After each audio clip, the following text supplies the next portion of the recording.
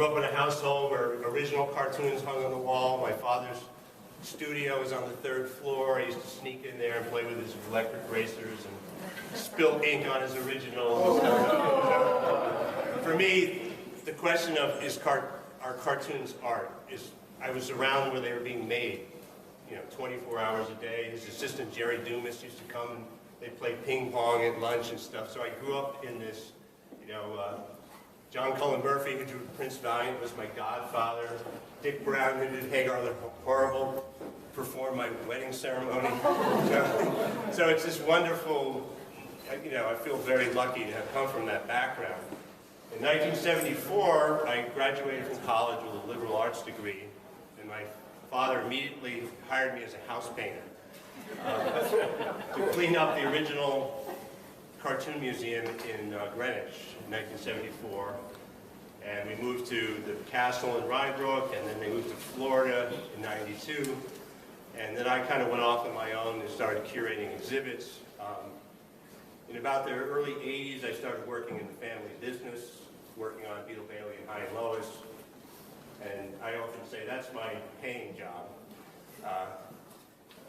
Curating and writing books and everything else, although they do pay me, I do it really more for the love of it and to stay involved in the scholarship and everything. So it's very exciting for me to see how this is advanced. I mean, I was telling somebody, when we used to do an exhibit at the Museum of Cartoon Art in Greenwich, Rick Marshall would pull up and say, I got some artwork for your exhibit, and throw up in the trunk of his car, and there'd be like a little Nemo and a Prince Valiant next to the jack of a car and a can of oil or something. Here you go, and he'd got little gloves and it's temperature controlled and archival boxes and everything. And that's a good thing, it really is. So I'll tell you a little bit about this exhibit. Lucy and Jenny and I started talking about this exhibit about 2 years ago and had meetings about it. It was a challenging exhibit because it had to serve a lot of purposes, and one of which was everything in this exhibit is from the museum's collection. And it had to show the breadth of the collection, and most importantly, the quality of the types of pieces that are in this repository here. So you're talking about 200,000 pieces, 300,000. We don't even know yet how many pieces are there, but there's a lot. So I don't know how many pieces are in this show, probably 150 or something. I started going through the database and looking at those tiny little thumbnails and said, this looks like a nice Tadini piece, So I came out here about a year ago, and we just sat in the reading room in the old library, and they just brought stuff out on carts, and Lucy and I were still not sure what the exhibit was going to be about, other than what I call the greatest hits collection, Jenny said, well, that's not really an exhibit. You're going to have to think of something to pull it together. And so we'll worry about that later. So we would pick these pieces, and we started calling our wow pieces. Like, this is a nice, kniff and everything, but wow, look at this one, So let's put that in the wow pile. And so that's really how we approached it. And I even thought maybe we should call it the wow exhibit. No. This is a university.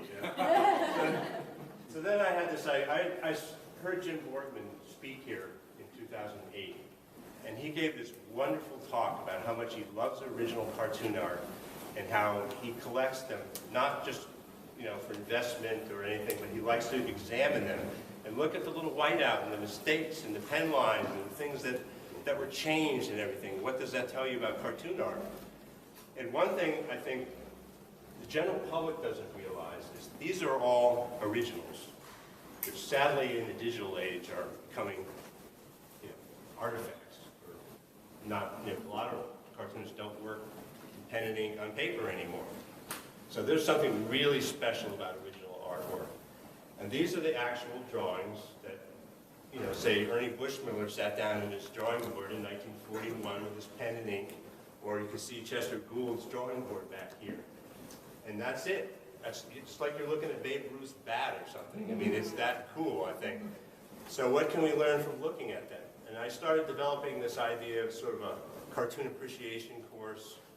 It's not a how-to course. It's like, what is an original? How is an editorial cartoon different from comic strip? comic book page, a piece of animation art, a magazine cover, you know. What are the tools that cartoonists use? What kind of shading techniques? Pen lines, brush strokes. So, and there's terminology. I mean, we talk about Strathmore board, or Bristol board, or Higgins ink, or Ben-Day, or craft tint, duo shade. All those terms are peppered around through these exhibits, but it's not, you know, once again, it's kind of a structure that was imposed after the fact. I mean, what I was hoping is people would come into this exhibit and look around and say, oh, wow, that's a nice cigar over there. Wow, look at that Foster in the back there, you know, and you just go around like a kid in the candy store looking at all these incredible pieces of artwork. And I think from the comments I heard last night when everybody came over here, I don't think there's much dispute about the quality of the artwork here. So then I had to start thinking, well, what are we going to call this thing? And I started saying, the art of the cartoon. And I saw this John Leach cartoon, which is really legitimately the first use of that term in a modern sense. And if you want to look at the background, you can read that. But and I said, substance and shadow, that sounds kind of mysterious, you know? At this point, I was desperate, you know? I was sitting at my computer all by myself in my room in Connecticut, and, you know, Lucy and Jenny are back here, and I keep sending things. How about this, you know? You like this? You know, what about this? You know? And I said, substance and shadow. It's like, that's what cartoons are about. It's about the content and the technique. It's about what cartoons are, words and pictures, but they're also ideas. They're also drawing in many different styles, many different techniques. So let's see if they go for this one. And they came back, we love it, it's great, it sounds... So that's how we came up with the title. But I think whenever I do exhibits, I've done over 70 exhibitions and cartoons. It's a journey. You don't know really where it's going to take you. You kind of make it up as you go along. You have to be kind of flexible. This space, this is the first time that an exhibit is ever hung in here. We didn't know what fit on the walls and how it was going to look, and these amazing cases that Lucy designed, which actually was inspired by a mummy sarcophagus that she saw in the Metropolitan Museum. Because it works on paper, the light has to be kept very low like this. And when you first come into it, you feel like you're in church or something, you know. And but your eyes adjust to it. But I think it's kind of neat. I mean, we were joking around last night. This is the Church of Pen and Ink or something. We were thinking of putting a little kneeling stool with one of them. You pray to the gods of cartoon art, you know. So in this room, usually what we say that a cartoon has to start with an idea. And Jim Boardman sent us this wonderful drawing that he did about trying to come up with ideas. And also, as you came in on the right, there's a poster that Jim did many years ago that I just love about this mysterious process, because that's a question that is most often asked of cartoonists: where do you get your ideas? Mike Peters says Schenectady. A great mail order place there. But the truth of it is, there's no answer to that question. You know, Ernie Bushmiller looked through a Sears Roebuck catalog. You know, I've heard stories of cartoonists putting their feet in a bucket of ice, or going for a run, or taking a nap, or watching TV, or whatever. Any cartoonist here knows that's the most imprecise part of the process. But then once you come up with an idea, in many cases, the next stage is to design your scene, develop your characters. Characters, I think, are a very important part of any type of cartoon, even if they're not recurring characters. So in this room, we have a lot of the different types of characters that cartoonists have created over the years. In terms of kid characters, everyman type characters like Hagar and Popeye, superheroes, and even characters in political cartoons like Uncle Sam, or characters of Adolf Hitler. Character development really starts with caricature, which is, first became popularized in 17th century England by people like Thomas Rowlandson and James Gilray, And they were actually drawing characters of recognizable people in the aristocracy or rulers, people like Daumier, but they would draw these, exaggerate their features and sort of personify their personalities or what they were trying to criticize about them as cartoon characters. And from that we have, you know, characters like Superman, who embodies certain ideas, or Uncle Sam, I think, is a great character who goes way back, who personifies our national character, is a protector around the world, and people know who he is. He's recognizable. And it's very easy to make that jump from there to characters you see in comic strips like the Yellow Kid and Buster Brown. There's a whole wall in the back on anthropomorphic characters, the characters that are based on animals. There's something about animal characters is they don't have some of the baggage that human characters have. I mean, we have this problem with Beetle Bailey. I mean, he's in the army. You know, it's not like he's got the, you know, you can put him on a lunch box that kid's going to take to school like Snoopy or something. So it's not as adaptable. So there's some of the great characters back there, from Gertie the dinosaur and Mickey Mouse, Felix the cat. I can see everybody smiling, you know. Yeah. Mutz, the Clyburn cat, from different mediums too. I mean, one of the things that Lucy said, we got too much newspaper strips in this. You need some other animation art. So once, the analogy is often used with the cartoonist. They're like, you know, a movie director or a theater director, where they're writing their own script, they're casting their own characters, they're designing the sets, sometimes designing costumes, staging it, deciding where to set the camera lens or set them up on a stage where the characters are supposed to stand. And they all do that, you know, as a true auteur. You know, it's all usually one person sitting by themselves in their studio, desperately trying to make a deadline, scrambling around trying to figure out what am I going to do today. And so once the characters are established, and this is true even for magazine cartoons. I mean, Charles Addams had his cast of characters, and George Booth had his cast of characters, and Roz Chast has her cast of characters. It's true for comic books. It's true for political cartoons. There are certain characters that you see over and over again in political cartoons.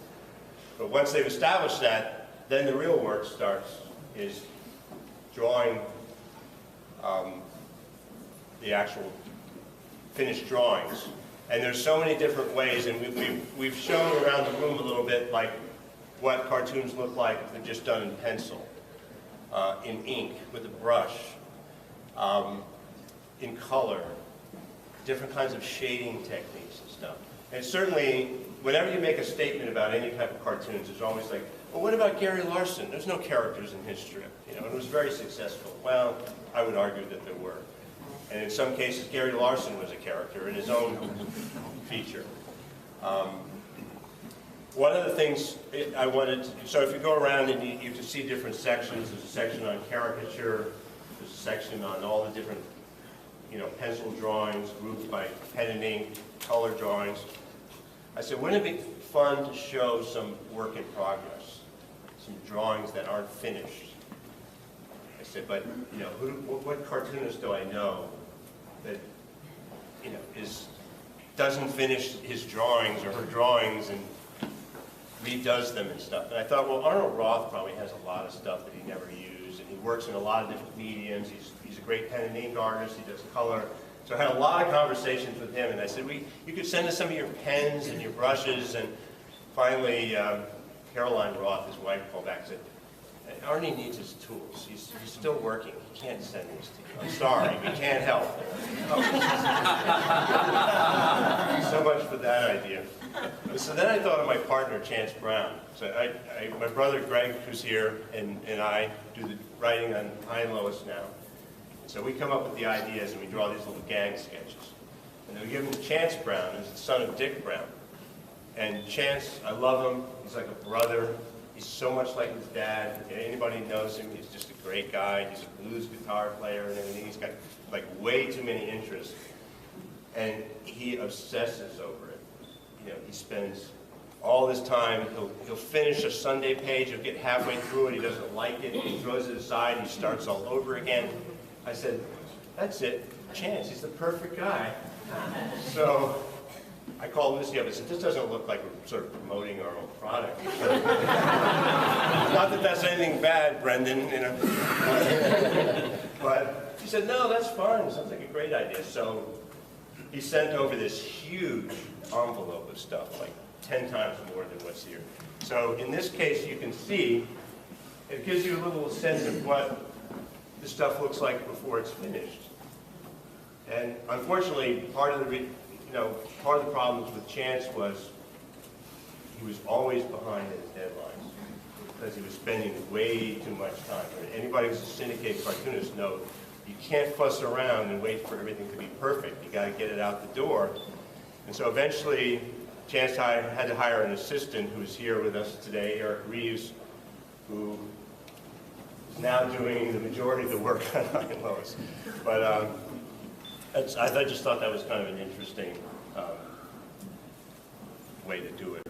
And I know, some people say, well, don't you have to decide on the format before you start drawing or something? And it's, yeah, right. I mean, it's just like, a lot of cartoonists work in different ways. Some of them work backwards and forwards. Once again, the Bushmiller analogy, Ernie Bushmill often would draw the final panel of the strip and go backwards. So in this room, on the outer wall, we have all the different formats, meaning the form that a cartoon takes. And that's often determined by the publication or the medium. So if you're working for the New Yorker, there's a certain size that's going to be published. You can draw the original any size you want. New Yorker cover is a classic example where they got the little stripe on the side. It's very prescribed. So these cartoonists have to learn to work in the space for the editor or the publisher who's hired them. So we're starting over there with the single panel cartoons, including political cartoons, which in most cases are single panel, sports cartoons, and then magazine cartoons, which is in the case, once again, Roz Chast over there, who's more of a contemporary creator for the New Yorker, does a lot of multi-panel layouts. The thing I like about a single panel cartoon is it's just a moment that's frozen in time. It's just like you took a snapshot, two people talking or skiing or doing whatever, and they're exchanging a conversation. But within that frozen moment, there's implications of what came before or what might happen afterwards, and that's where the humor lies.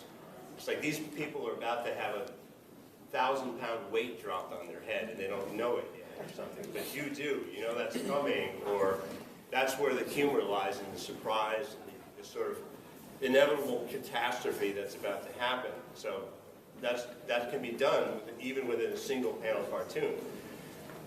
There's some contemporary newspaper panels like Family Circus that we all know and Dennis the Menace. And then when you add panels into a strip, you create all kinds of other possibilities. Because in between those two, the gap in between the panels can be anything you want it to be. It can be a second in time, something like the guy's about to shoot a gun and in the second panel the gun goes off. Or he's about to shoot a gun, he changes his mind, and the gun doesn't go off for another year or something. Or, and that opens up all kinds of possibilities of storytelling and character development. The characters can change their mind, or they can have indecision, and things that you can't really do so much in a single panel cartoon. So these are some of the great early strips. Of course, Mutt and Jeff. We have a great Swinnerton.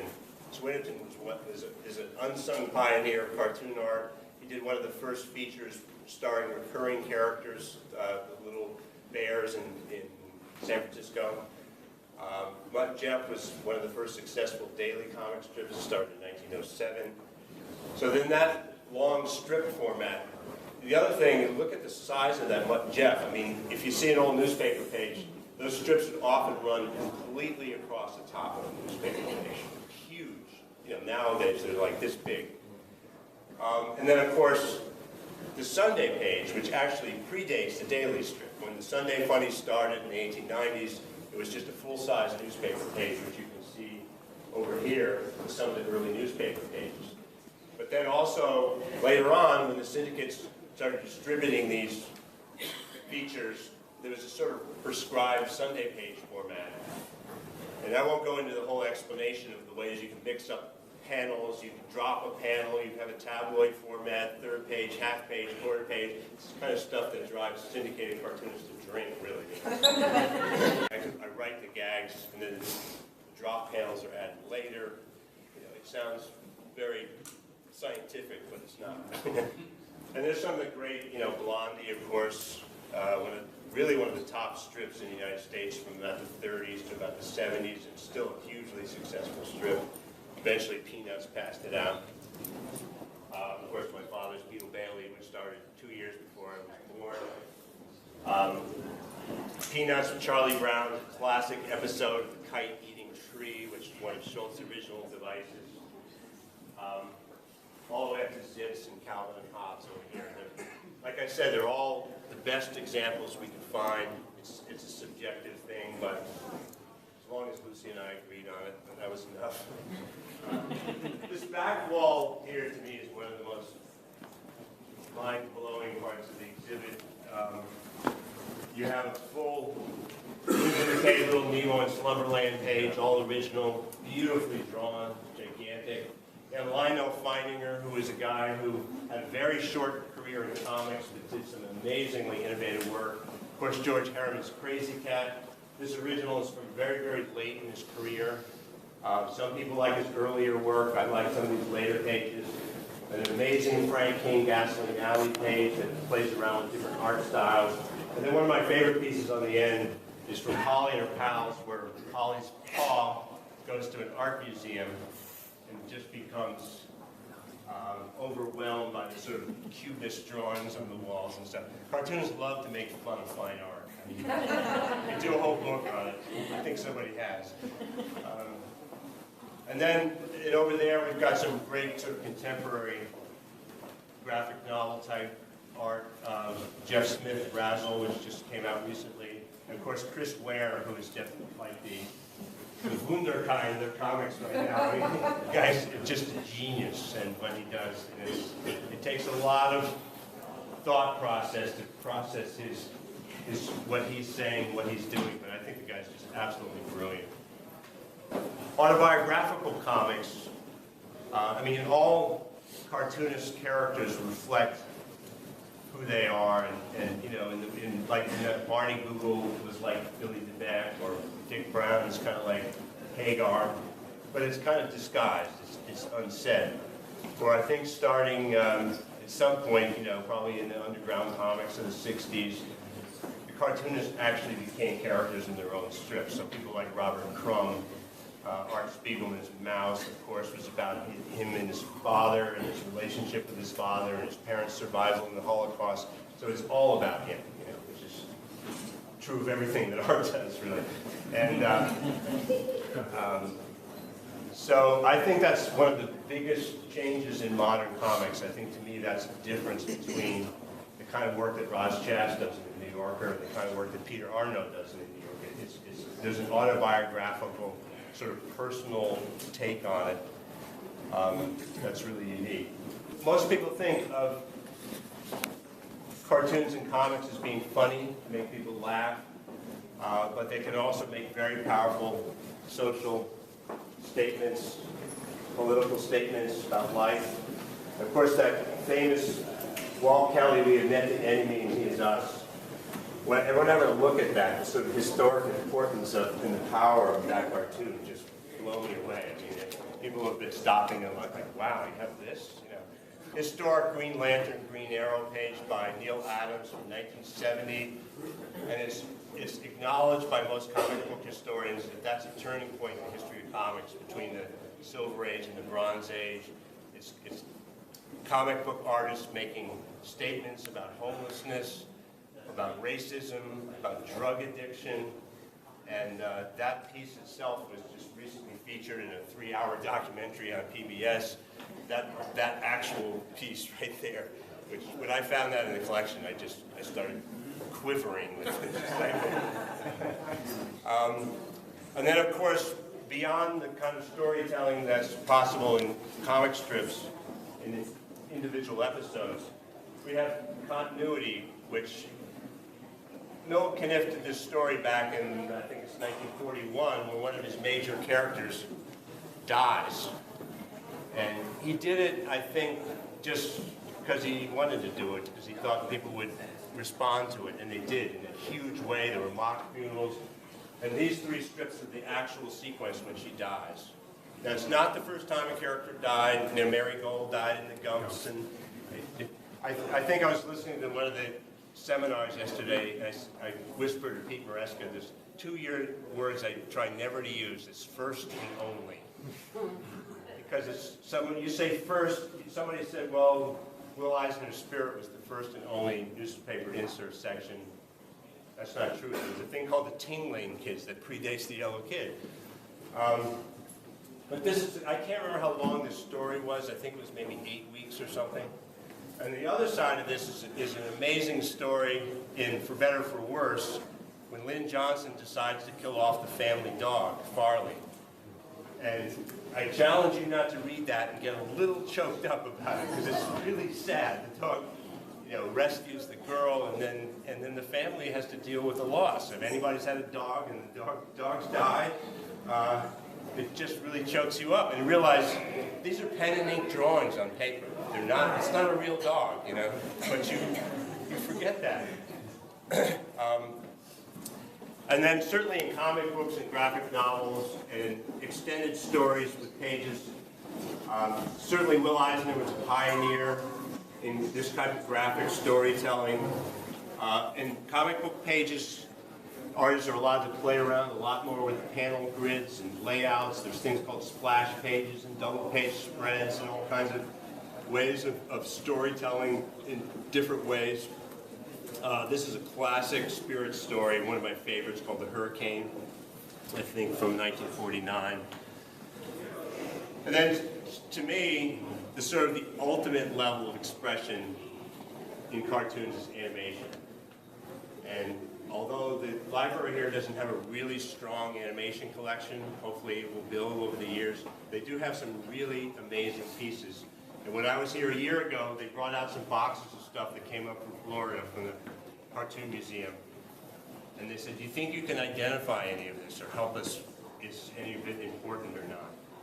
I first came across this animation sequence of about 80 drawings from Peter Pan, where the crocodile is pulling Captain Hook's pants off. I said, this is like, if this isn't Frank Thomas or Ollie Johnson or one of those guys, I don't know what. Turns out it was Willie Reitherman, who was one of the 9 old men. And those are just really amazing drawings by a master animator. And then the other storyboard was from Alice in Wonderland. And there was this famous storyboard concept design artist named Mary Blair, who did a lot of stuff on Alice in Wonderland, but I said, I don't think this is her. And so we scanned these. I sent them to John Canemaker, who's a friend of mine, who's an animation historian, and then we forwarded it into the Disney archives. It turns out they're Bil Keane, who worked at the Disney studio for many, many years, worked on Dumbo, wrote the story for Lady and the Tramp, eventually had kind of a split with Disney, and went on to become a renowned children's book artist. I used to read his books to my kids. And so it was pretty exciting not only to find those pieces in the collection, but to figure out who the artist was. Because the Disney stuff doesn't have signatures on it. Now,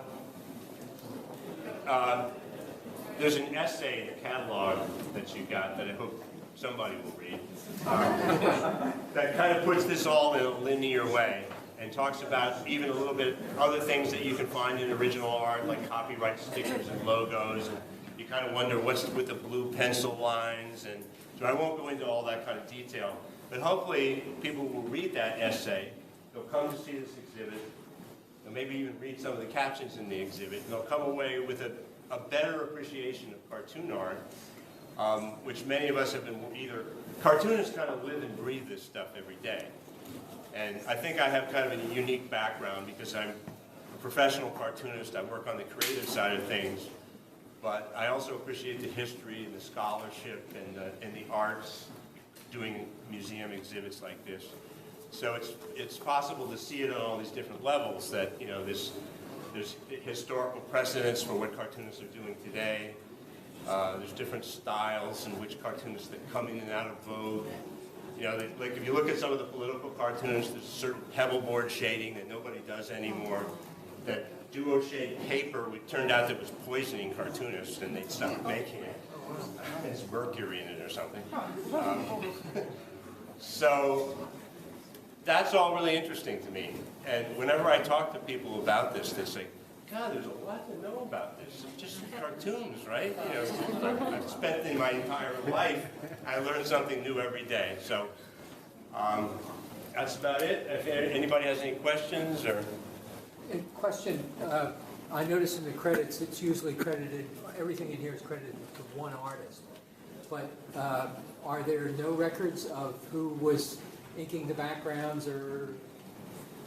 Yeah, I know. We had some, I worked on the Masters of American Comics exhibit, and a lot of people say, well, you got Jack Kirby, but, you know, who was working with him on this stuff? And it's like, there's a lot of dispute, you know, among the comic book experts, like, oh, this was so, no, that was not the right one.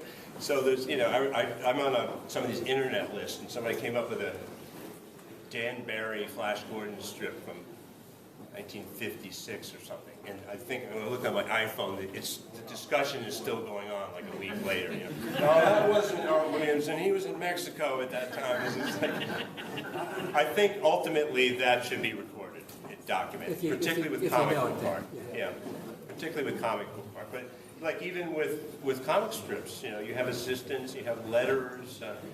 There was a guy, Ben Oda, that used to letter Prince Valiant. You know. This guy, these guys that just worked in the syndicate office, they were bullpen artists. So ultimately, it'd be like if you go to the library's database, there's a record for each thing, and some of that is recorded there. But that's what's great about having a library like this, because the knowledge will accumulate. And somebody can say, you know, you've got, you know, so-and-so is the penciler on this Kirby page, but, you know, I can prove to you that, you know, even just documenting these few pieces, you know, it's fun, but it takes a little time. Any other questions? I realize it's still early days, but are there any plans to have traveling exhibits from this collection? Oh yeah, sure. You know, truly, a lot of people worked on this to make it happen. I basically picked the pieces that are hanging on the walls. You know, there's you know, a lot of people. I won't even start naming names, and even all the people that work at this facility and worked at other San Francisco Academy of Comic Art and the Museum of Cartoon Art in 3 different locations. I mean, some of these people were my best friends, you know. So they built this, you know. And I'm very excited to see how far it's come. I feel like for the first time it's in a place that's, you know, I don't think Hurricane Sandy could blow this place away. I mean, this place is made out of stone and iron, and there's a university behind it. And, you know, honestly, I was involved in the museum in 3 different locations and potential 4th. And we lived from one fundraiser to the next. So maybe we're beyond that point now, so that's really exciting.